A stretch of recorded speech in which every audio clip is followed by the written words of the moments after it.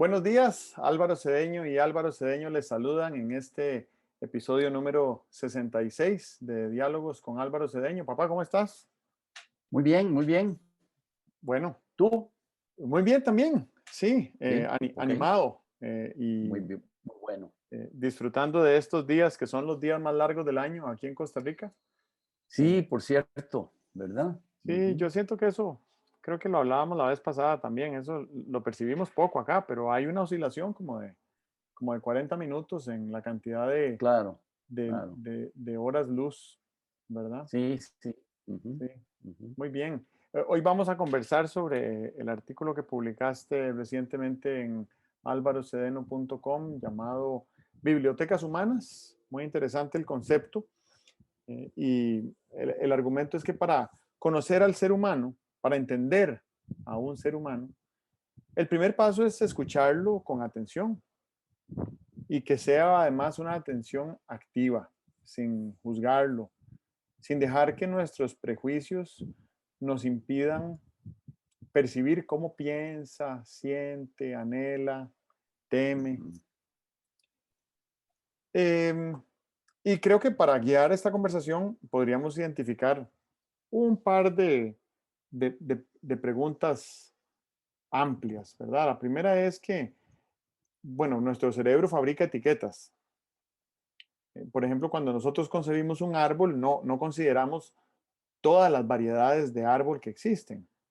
Entonces, cuando hablamos de personas, de políticos, de opositores, de diputados, de adversarios deportivos, de educadores, estamos conscientes de las etiquetas que estamos utilizando. Y para, como antídoto para esas etiquetas, necesitamos algo más que conocimiento. ¿Cómo se aumenta el conocimiento que tenemos de las personas? Y creo que así iniciamos en este llamativo tema de las bibliotecas humanas. ¿Qué reacción tienes? Cuando entré en contacto con el concepto de bibliotecas humanas, me hice la, el cine mental de cómo podría ser una biblioteca humana. Es un concepto que efectivamente se aplica, se empezó a aplicar en Dinamarca con el propósito de eh, reducir brechas, prejuicios, ¿verdad?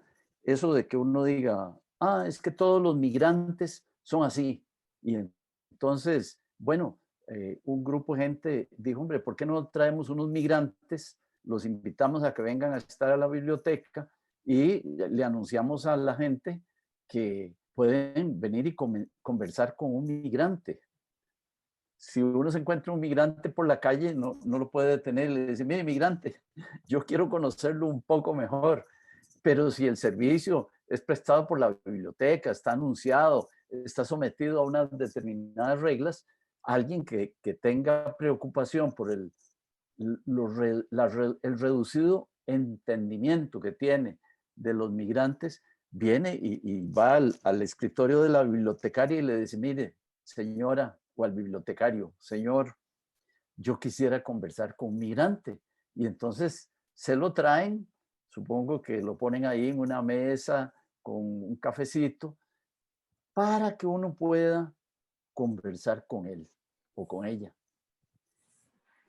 Me recordó a mí que cuando alguien hablaba con mucha claridad, decía algo muy contundente, llegaba a una conclusión en una conversación, mi mamá tenía un dicho que seguro era de su familia o yo no sé si de su época, que era, habló como un libro abierto, ¿verdad? Era un dicho que había en ese tiempo, que cuando alguien decía las cosas con claridad y el otro las entendía, era como si hubiera hablado como un libro abierto. Bueno, el migrante habla como un libro abierto y entonces produce un mayor entendimiento de parte de las personas que lo están escuchando.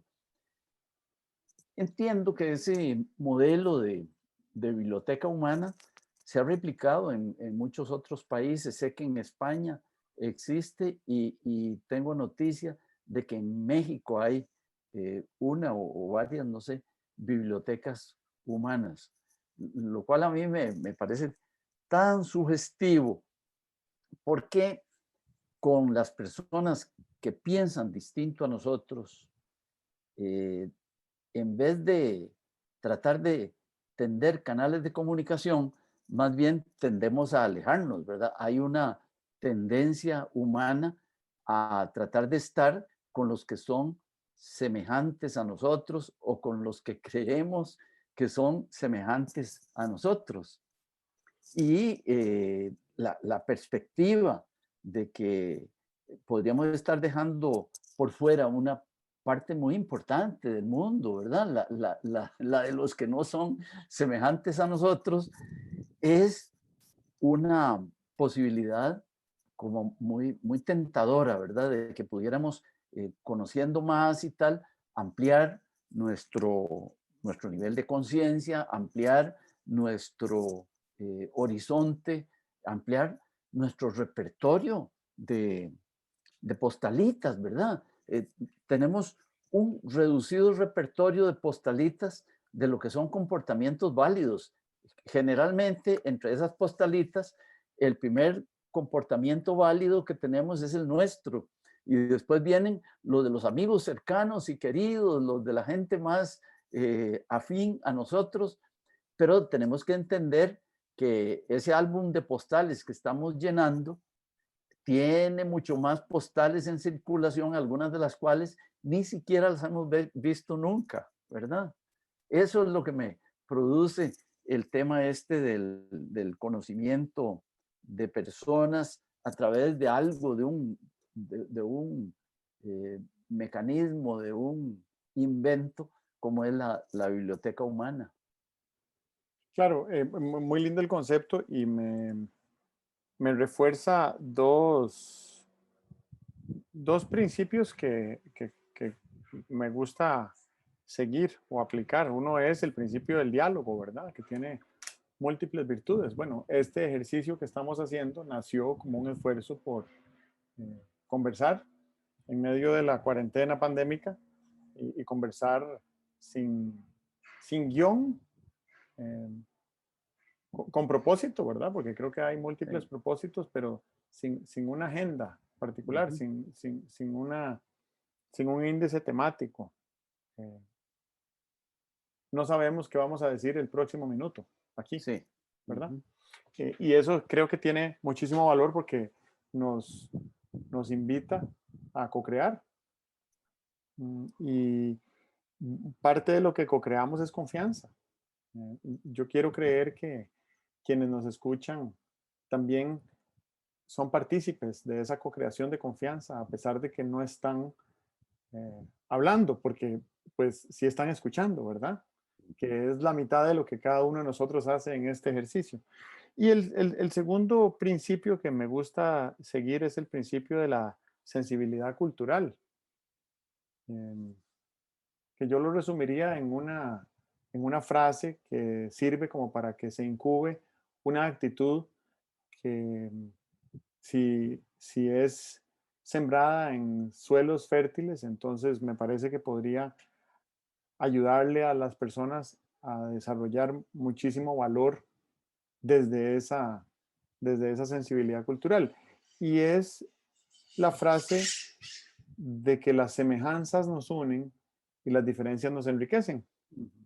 Y yo creo que es bastante natural que nosotros nos agrupemos, oscilemos socialmente hacia las personas con las que compartimos semejanzas. Ninguna, ahí no hay ninguna disputa ni ningún conflicto. Pero que las diferencias nos enriquezcan, sí es un cambio paradigmático, porque solemos alejarnos de las cosas que son diferentes a nosotros, solemos Sí. etiquetarlas, creamos fantasías en torno a ellas, nos burlamos, ¿verdad?, respecto a las diferencias. Y cambiar ese paradigma para entender que las semejanzas nos vinculan y las diferencias nos enriquecen, nos va a permitir más probablemente que celebremos las diferencias en vez de ahuyentarlas y huir nosotros de ellas. Vamos a empezar a celebrar que existan esas diferencias. Bueno, es que existen, ¿verdad?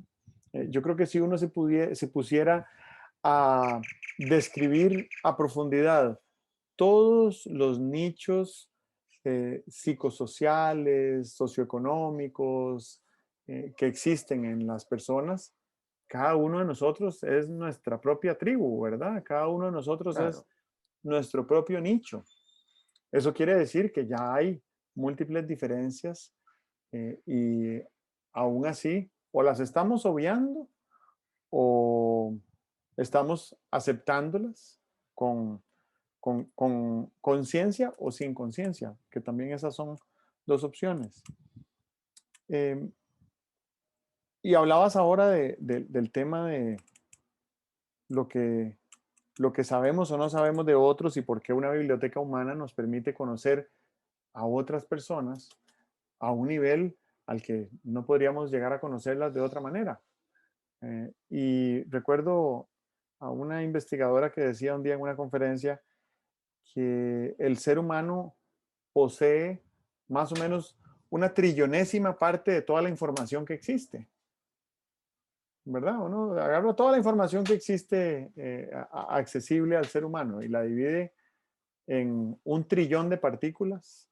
Entonces nosotros lo que somos capaces de procesar y de sostener es un trillón, una trillonésima de esa información.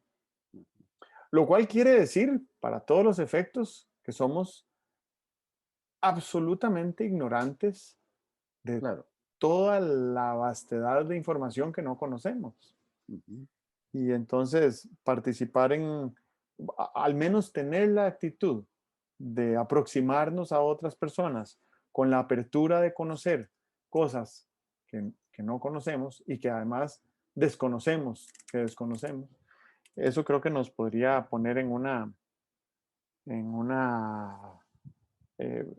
una posición de aprendizaje eh, aceleradísimo, ¿verdad?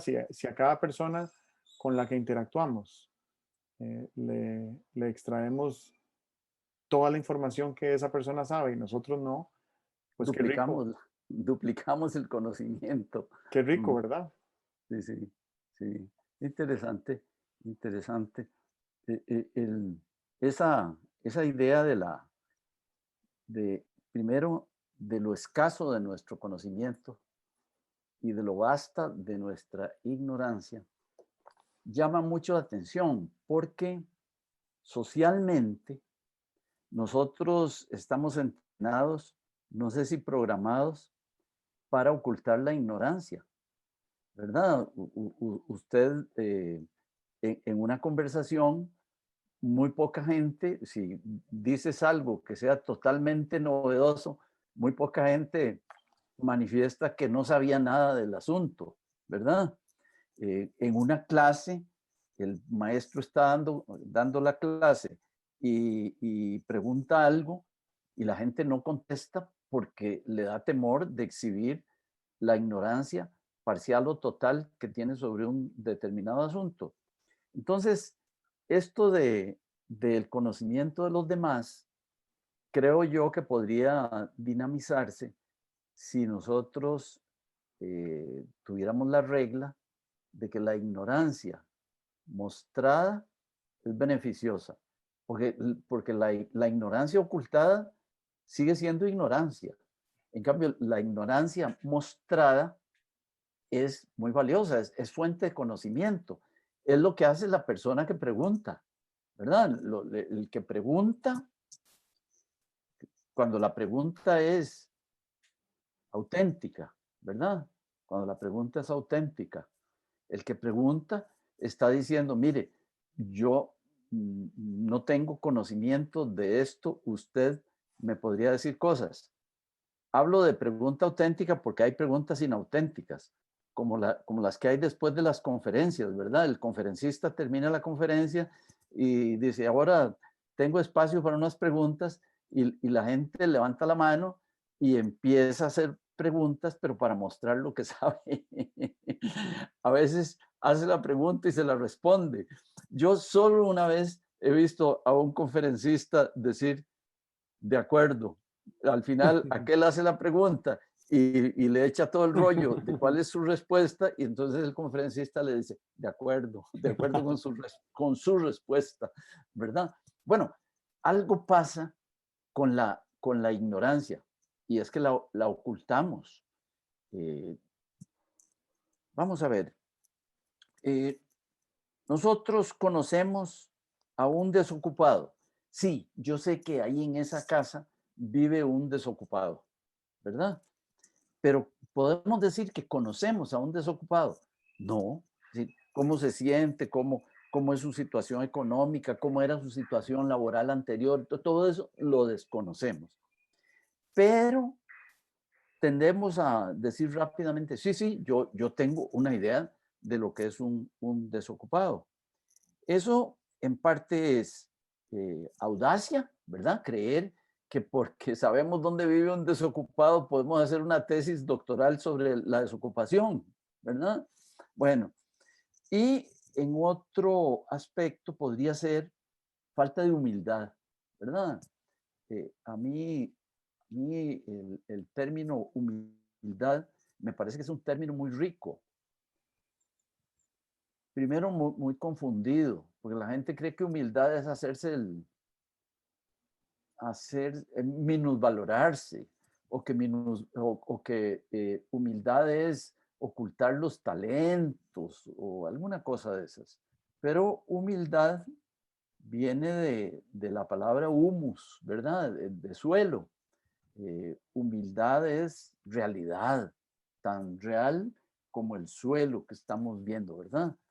La humildad dicen que es un esfuerzo por apegarnos a la verdad. Y entonces, eh, ¿cuánto sabes de los alemanes?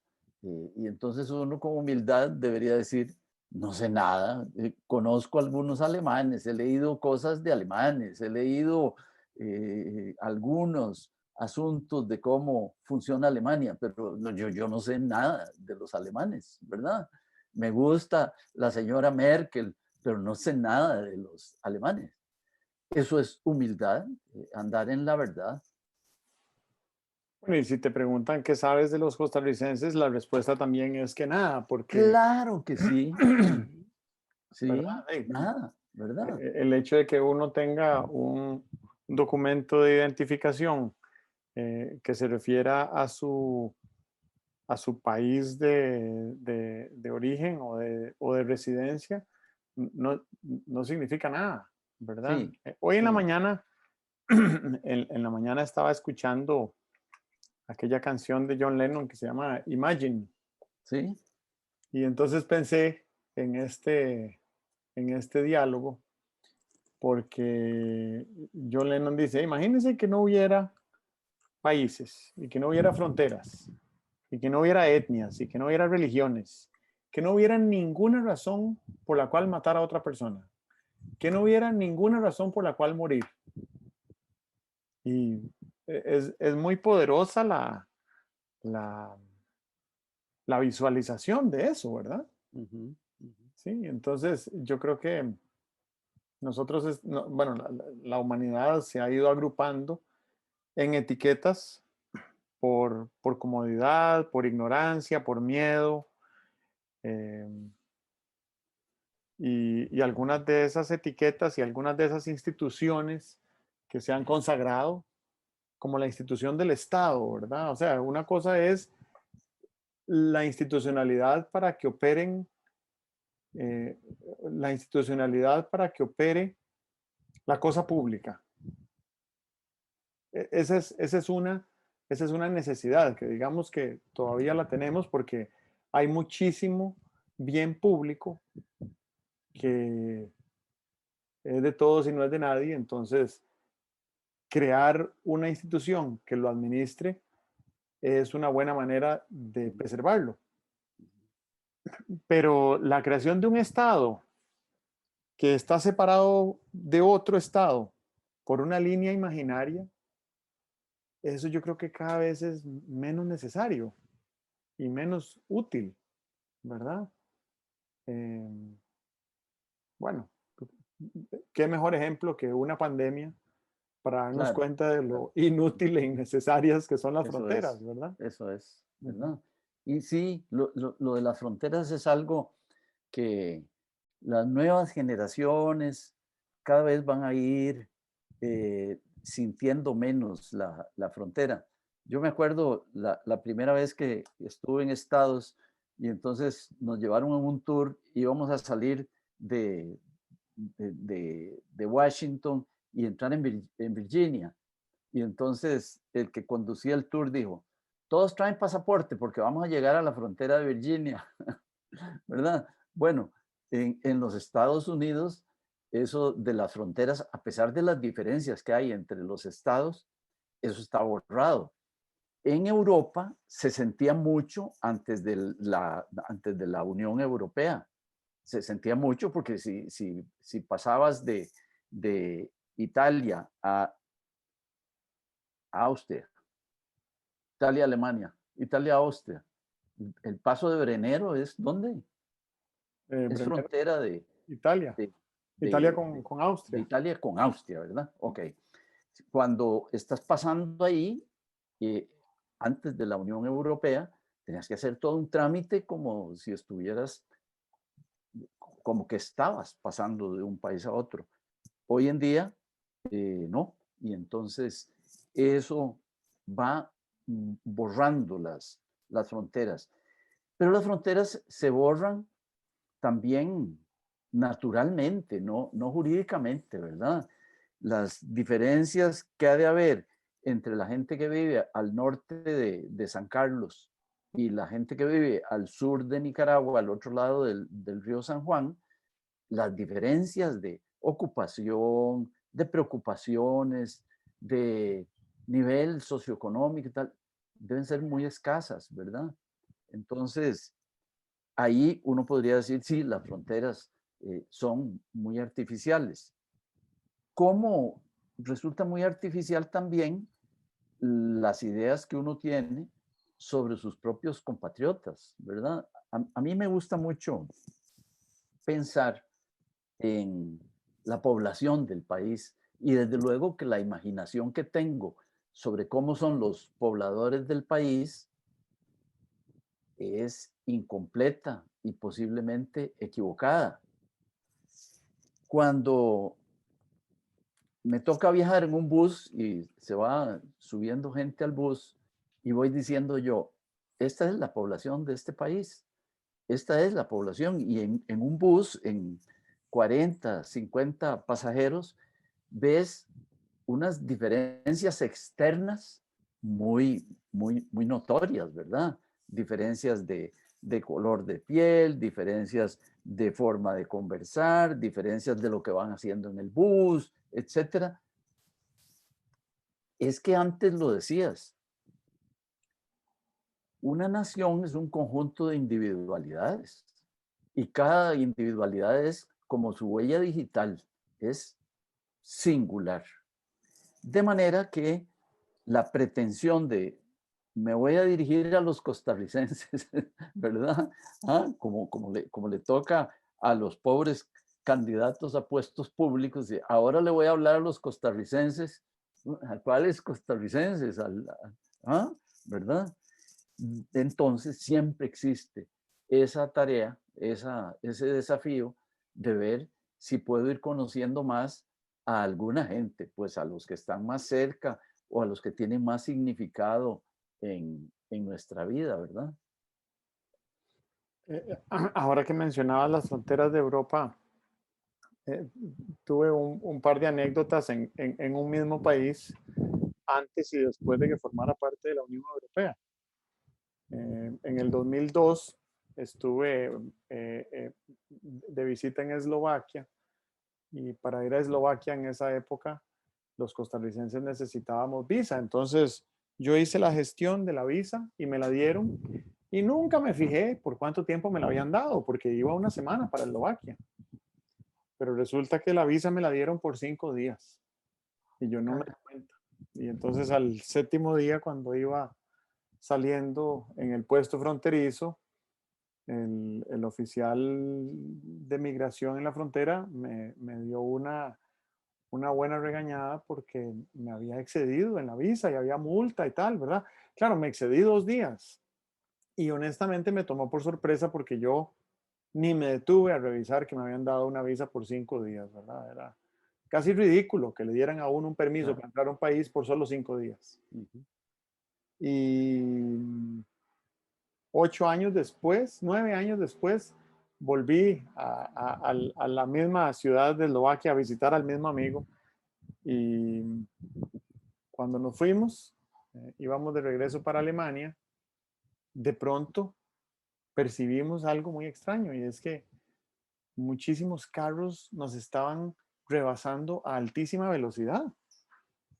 Y dijimos, ¿qué será lo que está pasando si estamos en el límite de velocidad, en el carril correcto?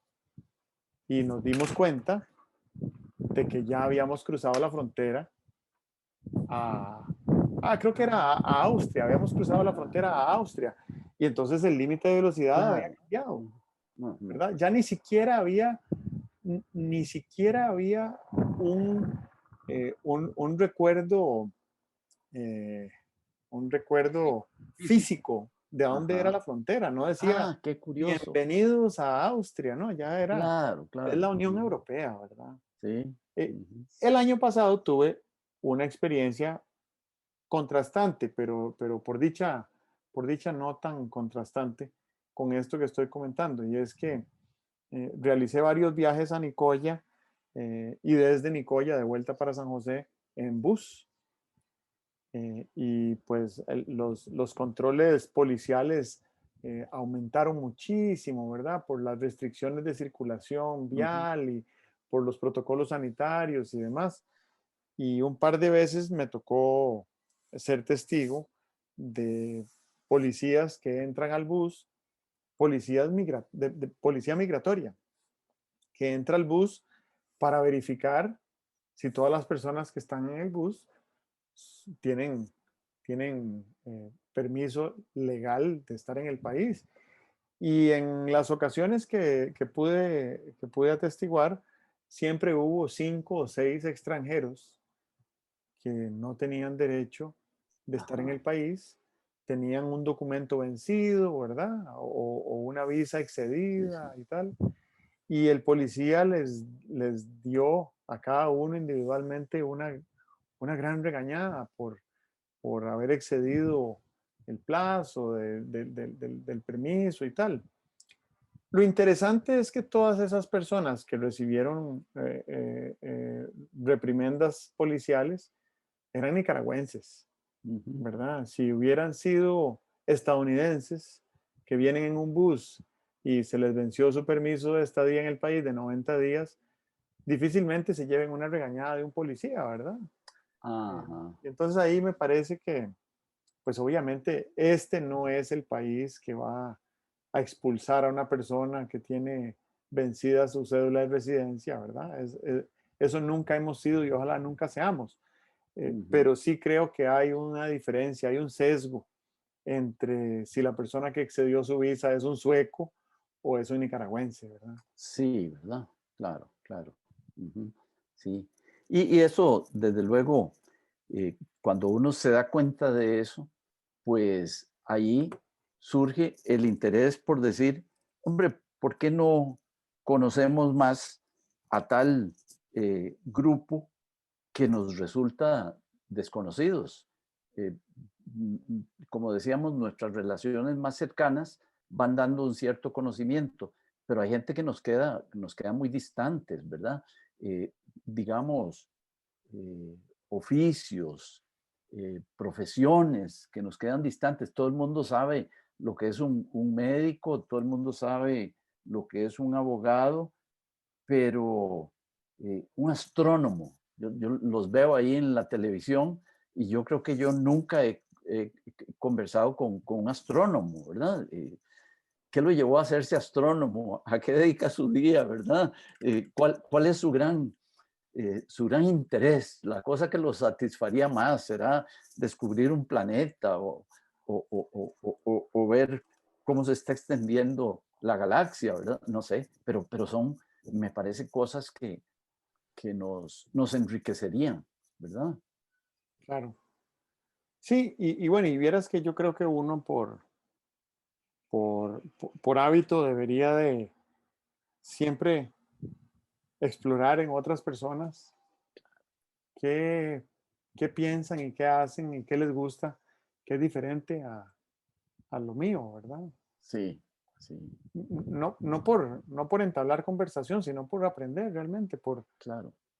por ofrecerle atención y afecto a la otra persona también, Ujú. ¿verdad? Es como un ejercicio muy civilizado. Bueno, que ahí en eso que dices, eso es cierto. La persona que es escuchada, supongo que es el libro abierto de la biblioteca humana, esa persona que es escuchada, supongo que recibe una retroalimentación muy positiva, ¿verdad? De que su caso, su vida, su pensar llegue a ser interesante para alguien. ¿Qué, qué, qué lindo sería que llegáramos a valorar tanto lo que los demás nos dicen, que alguien que conversa con nosotros se quedara sintiendo que dijo algo que era de interés, que dijo algo que fue valioso, que dijo que fue valorado, ¿verdad? Claro. Bien, antes de terminar, si quería preguntarte qué te había quedado de esta conversación. Y tal vez empiezo porque tengo aquí una anotación de cosas que quería rescatar de esta conversación. La primera es justamente la virtud del diálogo. Hace, Ajá. hace 30 minutos no sabíamos que íbamos a pasar por aquí y que íbamos a estar acá. Entonces eso es algo que a mí me, me sorprende, ¿verdad? Realmente me cautiva. Lo segundo es lo que hablaste de la humildad. Cuando hablabas de humildad y de humus y de suelo, imaginé además fertilidad, eh, circularidad, ¿verdad? Eh, la forma como la naturaleza está diseñada. Creo que la naturaleza está diseñada para ser humilde. Y lo tercero es la letra de la canción de John Lennon, que ahora quiero ir a buscarla para ver qué más dice, porque lo que comenté acá es lo que me surgió de memoria. Ah, sí. Así Ok. es. ¿Qué te queda de esta conversación?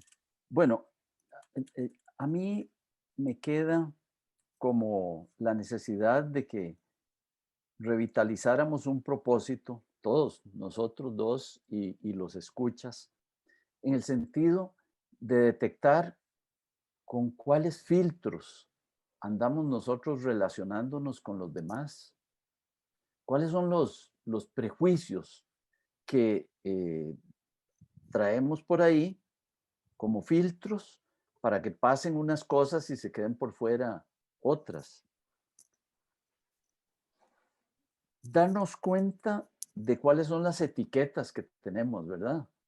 ¿Cómo son los norteamericanos? ¿Cómo son los nicaragüenses? ¿Cómo son los venezolanos? Todas esas respuestas que nos damos son etiquetas, ¿verdad? Forzosamente deben ser desacertadas. Y entonces, cuando tengamos la lista de esas etiquetas, tomemos las que son más importantes, ¿verdad? ¿Ah? Eh, ¿Cómo son las mujeres? Ah, es que las mujeres son así. Entonces se echa el tipo una teoría sobre cómo son las mujeres, una antropología de la mujer.